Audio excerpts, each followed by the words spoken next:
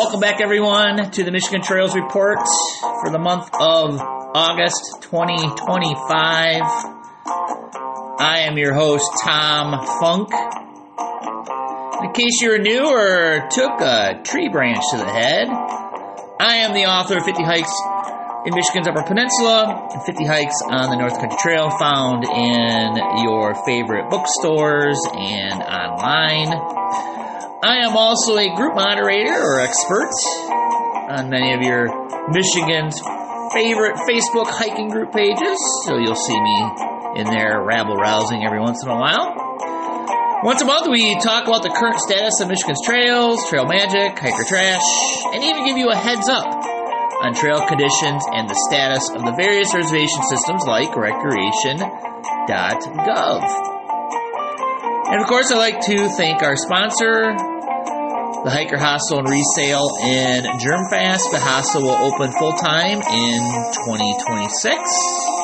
Catering to outdoor enthusiasts, they will cater also to North Country Trail backpackers. That's pretty cool. Subscribe to their Facebook page, Hiker Hostel and Retreat Germfast, for updates. And yes, one more thank you to give, and that's to my friend Adam, who is a musician in Kalamazoo, Michigan. He writes the bumper music for us. So thank you, Adam Main. Check him out on Amazon and or YouTube. And that's where I'm listening to him right now because Amazon Music is being stupid today. So bear with me as we kind of fade out on the old music. And we will get started here. I got to click a few buttons while you're not looking here. And there's a button I just clicked there, and a button I clicked there, and let's see if we can get this to work. Oh yeah, Trail of the Month. And we're going to be on a North Country Trail segment way up in the Upper Peninsula. And this is going to be a long one this time, you guys. This is a 60-mile humper from the parking lot of Craig Lake State Park to Tourist Park in Marquette City proper.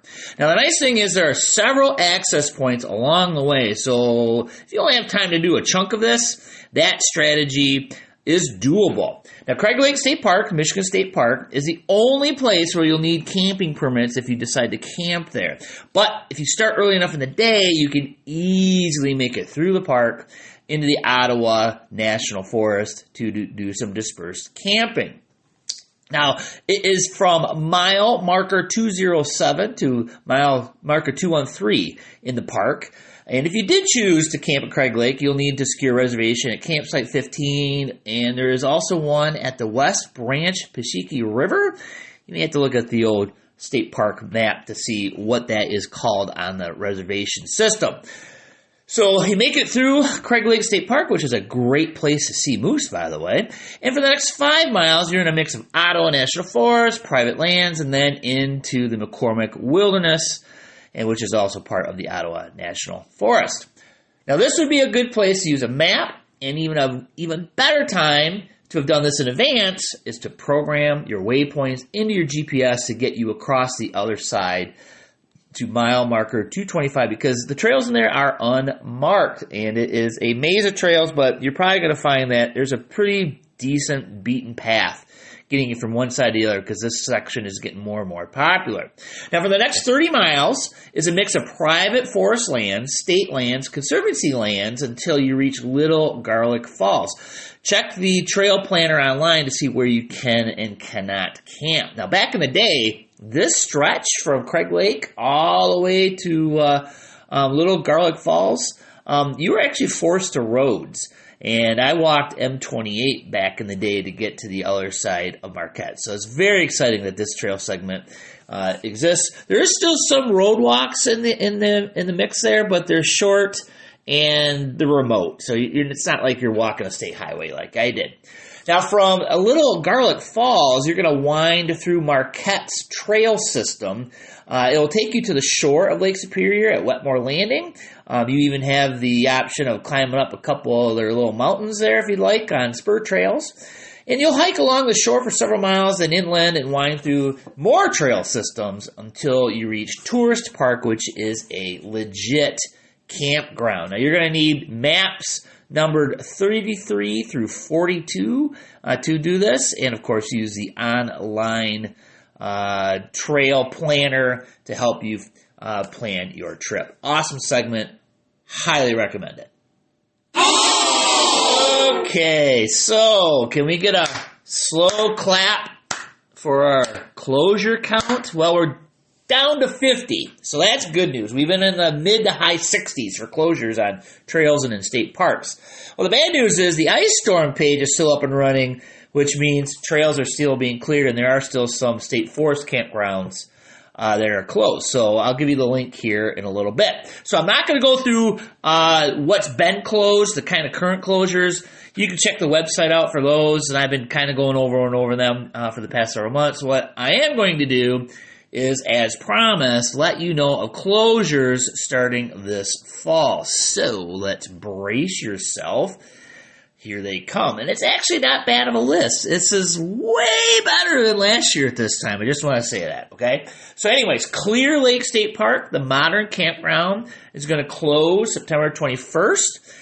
Lake Gogebic State Park's modern campground and cabins close August 18th through July 20th of 2026. Whoo, boy.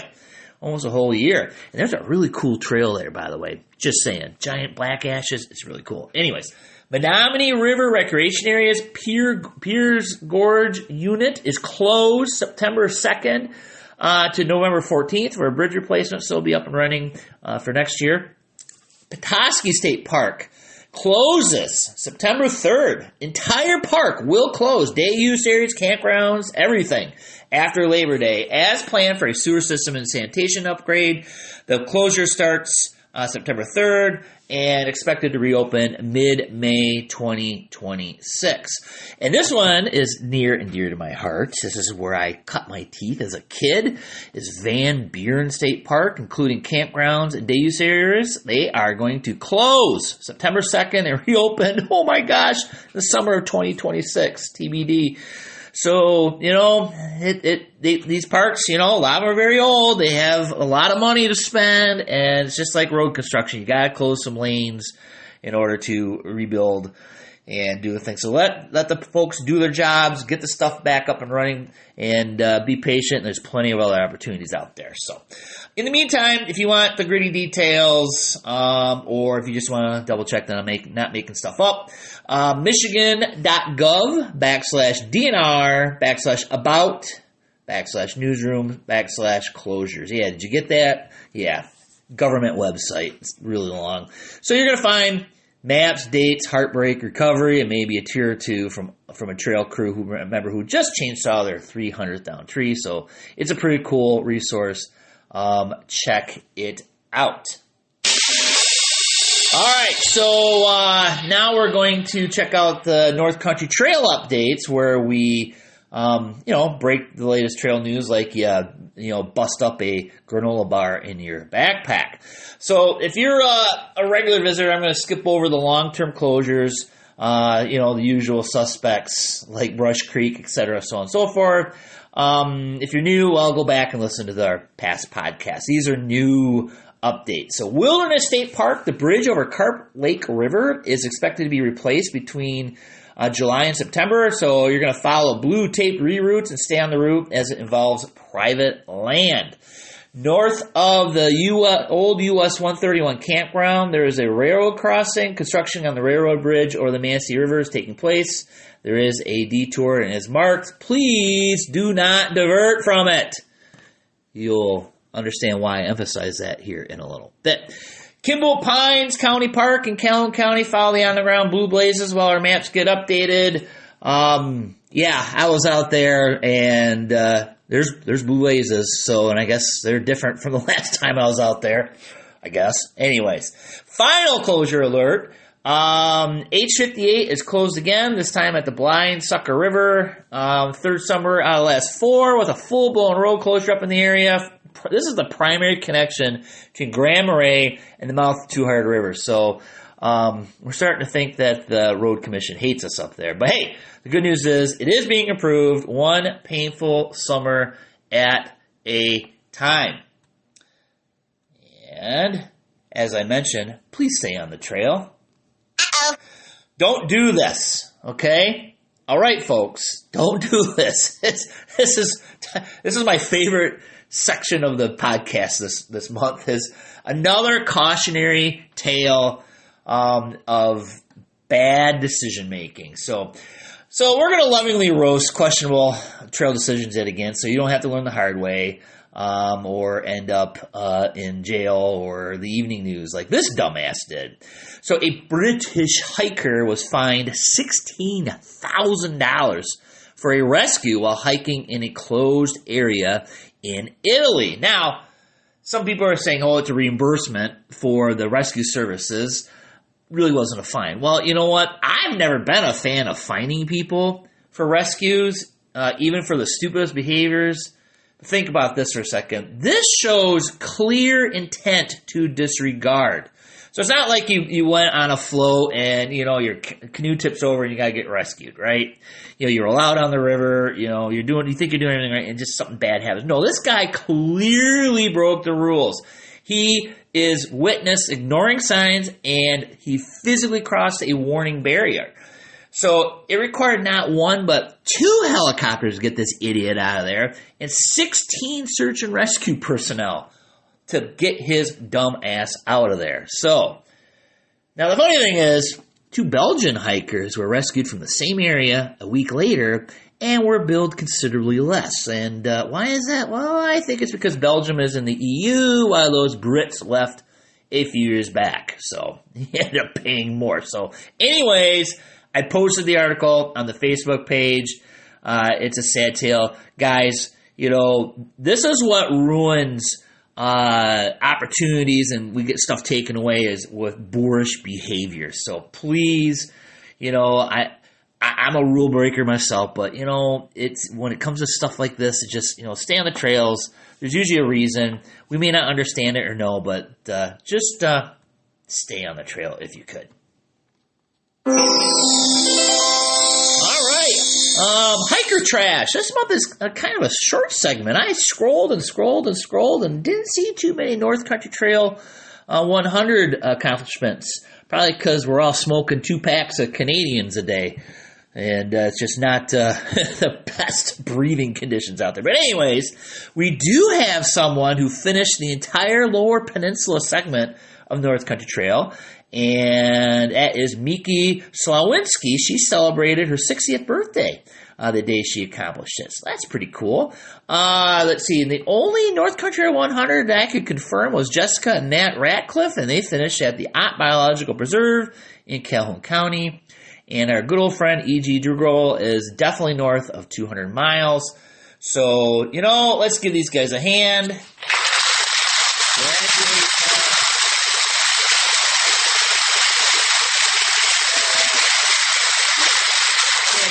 Guys, hey, if you hit the North Country Trail 100 milestone, hey, send me a message, and I'll make sure to get it on the podcast and promote it on the Facebook page.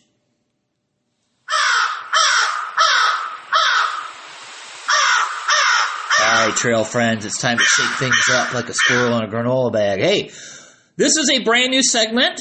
We did this on our last podcast, so I still consider it, it's a new segment. It's not brand new, it's new.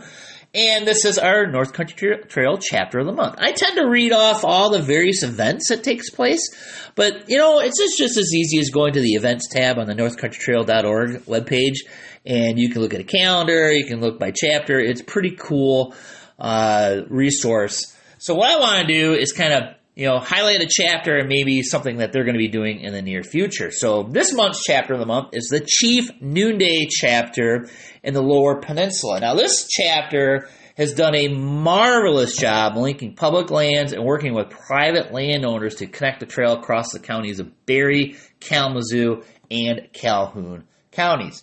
Now this is my home chapter, and I have firsthand experience using a McLeod, a pickaxe, and of course loppers, helping lay trail on the ground. We mostly did work in the Barry State Game Area and in the Ott Biological Preserve. I was actually the very first steward of the Ott Biological Preserve way back in the day, so I was able to lend some expertise to the guys there. And I was also there when they dropped a freaking bridge over the creek using a helicopter. That was a scene, man. So if you can, if I could ever find some photos of that again, I'll post them because that was a scene. Watching this huge helicopter drop a bridge into basically a roadless area. So anyways, their next event is going to be this weekend. Bingo and beer on Saturday, 9:30 a.m. in Marshall. 2 or 4 miles on a trip over to the Dark Horse Brewery because, hey, what is a hike without having a beer afterwards, right? So there you go. That is our chapter of the month, and they tend to have a lot of things going on, but that was the only thing I saw for the month of August. So speaking of August, let's roll into the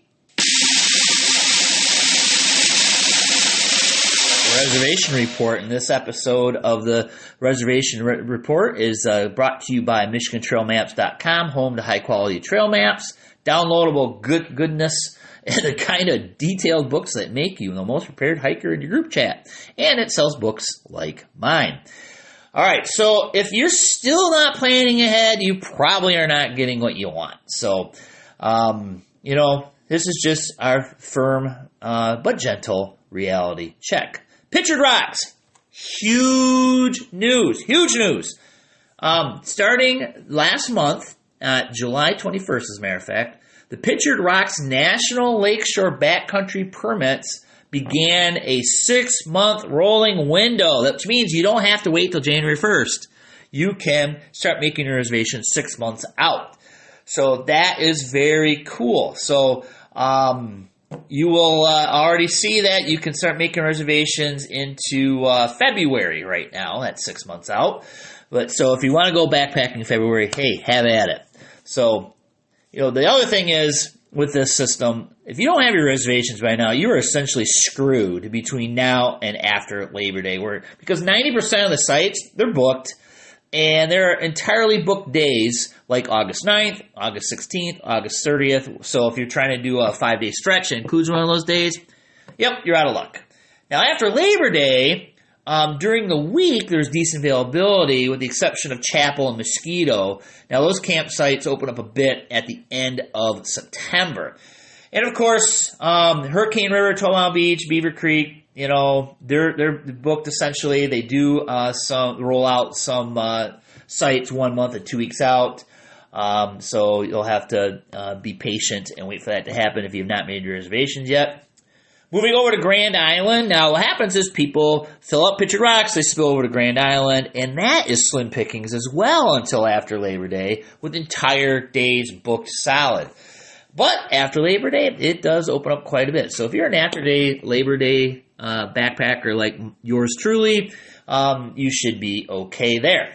Sylvania Wilderness, 6-month booking window. Plus a sneaky little trick they do is they hold back some sites and they release some closer to the date. So, sure, you could wait, but do you really want to? They look pretty good. So, maybe kind of hard to move around, but there's a lot of sites where you can get multiple day bookings. So, keep that in mind. Moving over to the MichiganDNRreservations.com, you can plan 6 months out. Backcountry camping, Craig Lake. You're mostly able to put together a itinerary. After Labor Day, things increase significantly, except the most popular 2 or 3 sites. Now, over in the Porkies, you're pretty much out of luck until after Labor Day. You may be able to piece something together, but expect a long walk in the park between campsites. But after Labor Day, it's looking good. Quamanon Falls State Park. Finally, people are using these backcountry sites. So they are mostly booked. There are very few days of availability through September 6th. But magically, on September 7th, all 3 sites are available for 10 days straight. And there's at least 1 spot available through the fall. It's like you guys don't even hike in the fall at all. So, highly recommend it. So, Quamanon, people are using it. And if you're planning on a through hike, you need to secure those, or you need to secure campground reservations at Lower Falls or Rivermouth. Now, over to Isle Royale. Well, all I'm going to say about Isle Royale is if you haven't booked your transportation yet, just go into the Isle Royal Facebook groups and read all the tales of woe of those who waited too long to make the reservation. So that's all I'm going to say about that. And the lodges, they're going to start opening up reservations for 2026. If they haven't done already, it should be any day. So if you really want to stay at the lodge, here's a secret for you. Watch that website, and you should be able to make a reservation and get a lodge because they fill up very quickly. So there you have it. If you wait till the last minute to book your trip, don't cry to me. You may just be hiking from the parking lot to disappointment. So please don't be that person. Book early. You got a 6-month window now for Pictured Rocks, and I highly encourage you to plan ahead, figure it out, and make your reservations as soon as you are able. All right, weather report. Personally, I thought July sucked. Like I said earlier, it felt like I was smoking 2 packs of Canadians a day. Where I was, it was hot, it was humid, it was wet. If you were in the southern part of the LP like me, it rained every day. I think it rained every day. We had a hard time doing laundry. We could barely mow our lawn. But then you went just a little to the north of us, like 20 miles, and it was in a drought. So depending on where you were. Because once you got north, it was drier than a popcorn fart went out around Cadillac. August is... looking to be normal and precip and above normal temps. And in the near term, that is also the case. Even Marquette will experience highs in the mid-upper 80s with lows barely getting into the high 60s. And Grand Rapids is tipping the 90-degree mark with not much rain in the forecast. So, it's summer. Let's enjoy it because, soon a lot of us are going to be complaining about, snow. So remember all you people complaining about the snow? Well, enjoy this weather even if it does come with a smoke break. All right. I hear Mr. Maine playing on the guitar. So I hope you're enjoying the content. I was a good boy in July. I posted a mess of content. I'm going to try to keep up the schedule of Mondays and Thursdays. And although I see many hundreds of listeners, according to my stats, about 10% of you are actually subscribing. So if you don't mind, please subscribe. You'll be notified as soon as something gets released versus me getting around to posting on social media. And I'll be honest with you, I don't think I've posted a single episode in July on social media. Because frankly, I just didn't have time. I was on vacation. All right, so to find all the various Facebook pages, etc., just go to tomfunk.net. And thank you to our sponsor, Hiker Hostel and Retreat Germfast. And thank you to everyone who purchased a book in the past year. Buy yours at Amazon.com or head over to tomfunk.net. And quote to end the show, "The world reveals itself to those who travel on foot." Werner Herzog. Thanks for joining us. We will see you next time. Enjoy the content.